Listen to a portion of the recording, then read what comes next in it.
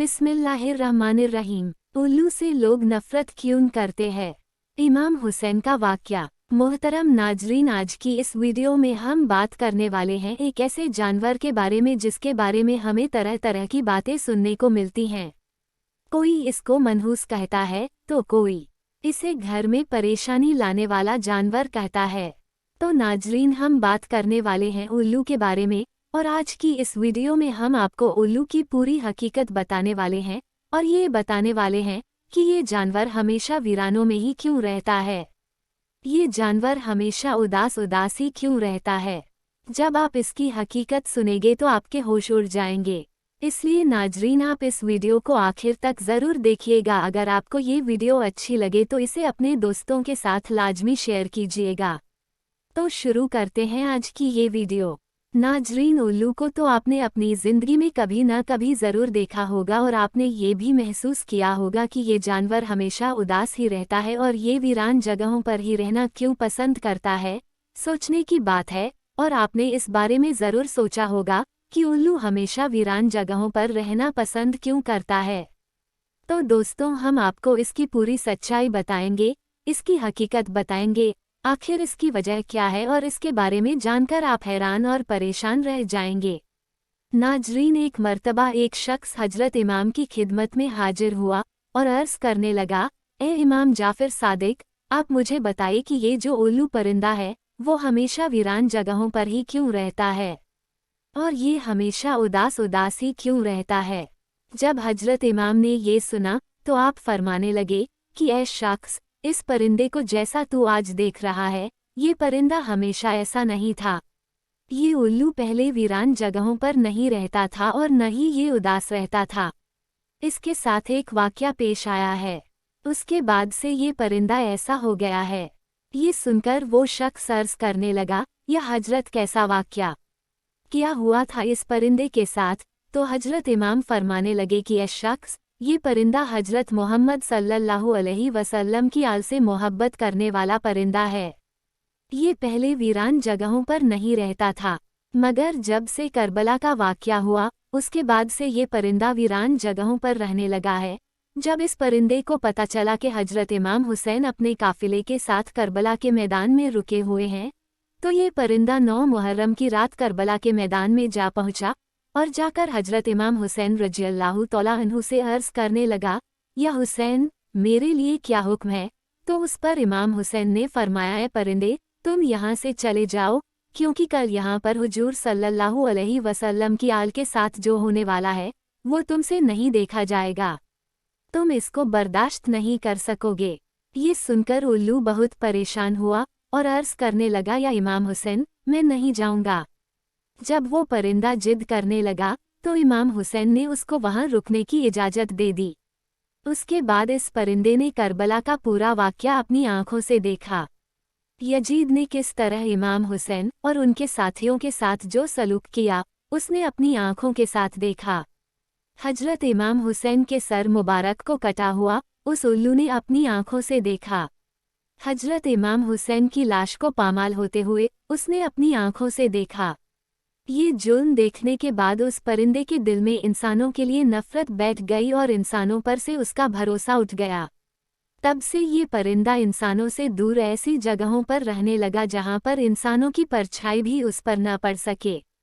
जब हजरत इमाम हुसैन रज़ियल्लाहु तआला अन्हु को शहीद किया गया तो उल्लू ने कसम खा ली कि अब कभी भी वो आबादी में नहीं रहेगा, बल्कि तन्हा वीरान जगह पर रहेगा। अब उल्लू रात भर गमगीन रहता है, यहाँ तक कि सुबह हो जाती है। इसी तरह नाजरीन, उल्लू हजरत मोहम्मद की आल से मोहब्बत करने वाला परिंदा है, मगर आज भी बहुत से लोग उल्लू को मनहूस समझते हैं। अगर ये घर के आसपास आकर बोल देता है तो वो ये सोचते हैं कि हमारे ऊपर कोई आफत या मुसीबत आने वाली है। कई बार तो लोग इसके बोलने की वजह से अपने घर बार छोड़ देते हैं। नाजरीन, ये भी याद रखें कि उल्लू को मनहूस कहना बिल्कुल जाहिलाना सोच है। ये बेचारा तो एक जानवर है, एक परिंदा है जो कभी कभार ही बोल पाता है और इससे कुछ भी नहीं होता। याद रखें कि इसके बोलने से न तो आपके ऊपर और न ही आपके घर में कोई परेशानी आने वाली है, चाहे ये रात में बोले या दिन में। तो नाजरीन, आप इन बातों से हमेशा दूर रहें, आप इन बातों से हमेशा बचकर रहें। आइए हम आपको उल्लू के बारे में कुछ दिलचस्प हक़ाइक़ बताते हैं, जिनको जानकर आप हैरान रह जाएंगे। आपको ये जानकर हैरानी होगी कि दुनिया में कोई 205 किस्म के उल्लू पाए जाते हैं, लेकिन इनकी पूरी कौम को 2 खास कबीलों में बांटा गया है। एक ब्राउन उल्लू और दूसरा आम है। एक ब्राउन उल्लू और दूसरा आम उल्लू। नाजरीन, याद रहे कि चूहे, गिलहरियां, खरगोश, चिड़िया और कीड़े मकोड़े वगैरह इंसानों के दुश्मन होते हैं, लेकिन उल्लू इनको अपनी खुराक बनाकर करोड़ों का अनाज बचाता है और लोगों की माली मदद करता है। इसलिए उल्लू किसानों का दोस्त कहलाता है। आमतौर पर इनकी उम्र 12 साल होती है। नाजरीन, आपको बताते चले कि आमतौर पर उल्लू अपना घोंसला पेड़ों की खोह में बनाता है, जो जमीन से तकरीबन 20 मीटर की ऊंचाई पर होता है। इसके अलावा खंडरों या वीरान इमारत, इनमें भी ये घोंसला बनाते हैं। आपको बताते चले कि उल्लू से मुताल्लिक दीगर बातों के अलावा इंसान को मुखातिब करते हुए एक गलत बात ये भी बोली जाती है कि उल्लू की तरह दीदे दिखा रहे हो। हालांकि उल्लू बेचारा अपनी आंखों को घुमाने में मजबूर होता है। वो सिर्फ सामने देख सकता है, लेकिन 270 डिग्री तक अपनी गर्दन घुमाकर एक ही जगह पर बैठकर चारों तरफ देख सकता है। इसके जिस्म के पर दीगर परिंदों की बनिस्बत बहुत हल्के और मुलायम होते हैं, और इसलिए जब ये उड़ता है तो उसके परों की बिल्कुल आवाज नहीं होती, तो ये बहुत आसानी से अपने शिकार पर झपट सकता है। नाजरीन, याद रहे कि मुख्तलिफ ममालिक में उल्लू से मुतल्लिक मुख्तलिफ दिलचस्प अकीदे पाए जाते हैं। जैसे बरतानिया में उल्लू के बोलने या उसकी रोने की आवाज़ को मनहूस समझा जाता है। जनूबी अफ्रीका में उल्लू की आवाज़ को मौत की अलामत समझा जाता है। कनाडा में 3 रात लगातार उल्लू के बोलने पर खानदान में किसी की मौत की खबर समझी जाती है। अमेरिका के जनूबी और मगरिबी दोनों हिस्सों में उल्लू का देखा जाना मनहूस समझा जाता है। चीन में उल्लू दिखाई देने पर पड़ोसी की मौत की अलामत समझी जाती है। ईरान में उल्लू की अच्छी आवाज़ को खुशी की अलामत मानते हैं और रोने जैसी आवाज़ को बुरी अलामत माना जाता है।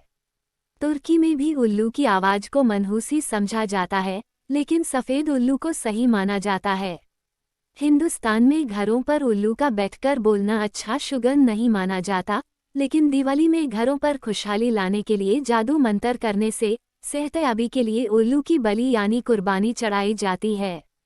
दोस्तों, वीडियो को लाइक जरूर कर दीजिएगा, और अभी तक अगर आपने हमारे चैनल को सब्सक्राइब नहीं किया है तो हमारे चैनल को अभी सब्सक्राइब कर लीजिए। हमें आपके सपोर्ट की ज़रूरत है। हम रोज आपके लिए इसी तरह की वीडियो लाते रहते हैं।